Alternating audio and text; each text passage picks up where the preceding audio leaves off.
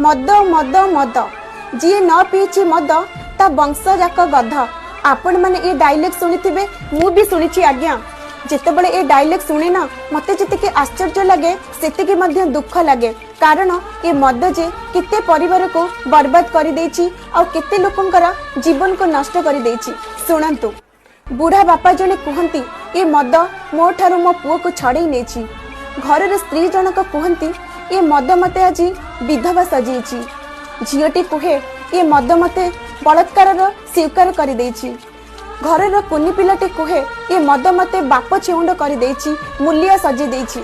निजे मद पिउथिबा लोकटी कहे ये मद मो परिवार को बर्बाद कर देछि। आउ बर्बाद हेइथिबा परिवारटी कहे ना ये मद हमको गरीब सजेछि। देखुचंती मद पीबारु केउ करुण कहानीटी हेउछि। सेथिपाई दयाकरी समस्त मो भाई मान को अनुरोध केही भी मदपान करंतु नाही। मद पीवा द्वारा केते जे क्षति होछि आपण माने समस्ते मो वीडियो रु ही जानंतु। भल लागिले शेयर करंतु।